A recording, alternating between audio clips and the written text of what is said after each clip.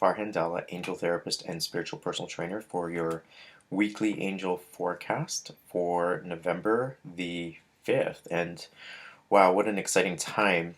Lots of growth has been happening, and our assignments at Lightworkers are really stretching us and putting us in places that we probably never even thought or imagined. So, if you suddenly find yourself declaring that you want to be of service and it isn't exactly what you thought or expected, well, welcome to your assignment.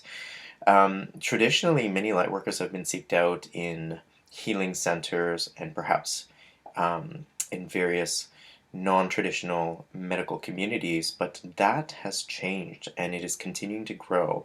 And we are now seeing lightworkers in service in various aspects of professions, including traditional medical settings, bankers, lawyers. Um, we've seen flight attendants and in my case, as a physiotherapist and now in the entertainment industry. And just know that these are not examples of coincidences. In fact, our job is to be messengers of God and the angels and to spread the concept of understanding oneness and all that which unites us. And so, if we clustered ourselves and accumulated ourselves into communities that separated or isolated ourselves from um, non-wake individuals or people who are on a different journey than us, then our work isn't really being done.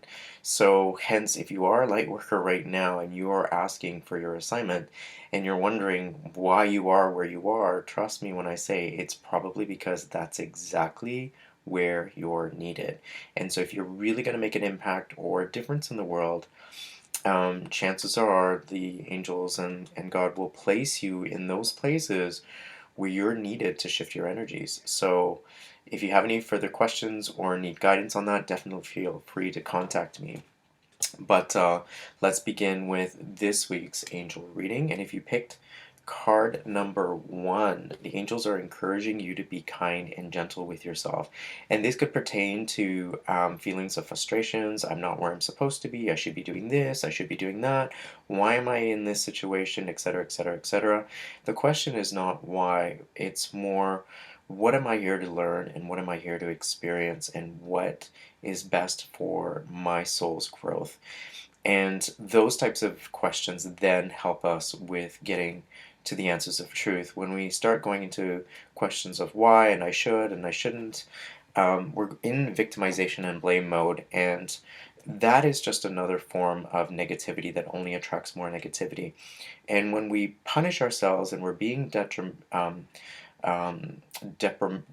in our thoughts to ourselves, there is eventually physical consequences. There's only so much beating up that we can do. And so, if you are at the point right now where you're experiencing various types of autoimmune disorders or physical breakdown, your body's shutting down, well, you may want to reevaluate how you're treating yourself. And the best way to start is to begin with being more kinder and gentler in terms of the way you treat yourself and as well as the way you think about yourself, right? So begin each morning with a really good affirmation to awaken your heart center for that connection to your true self. And one thing that I do is I look in the first mirror that I see in the morning and I say, I love and approve of myself. And I start my day that way. Now, it's an energy that needs to be maintained throughout the day, so it takes practice, but that's a great way to set an intention of focus and feeling connection and being more kind to yourself. So start off with that and practice daily. Every time you pass a mirror, say something complimentary towards yourself, right? Most of the time, the first thing we do when we see ourselves in a mirror is we criticize, probably lose 10 pounds here, or I don't like the way my arms look right now, or my thighs aren't the best, and what should I do about this? But start off with something positive instead, and that in itself is an act of kindness and an act of self love, and see how your day shifts just by being more kinder to yourself. And the second card is about being courageous at this time, because really where we are right now is when we're stepping into our assignments, we are in fact um, demonstrating our belief systems, and we're going for the expression of what our truths are, and that requires a lot of courage. So it's one thing to declare who you are, it's another to go out and practice it into the real world.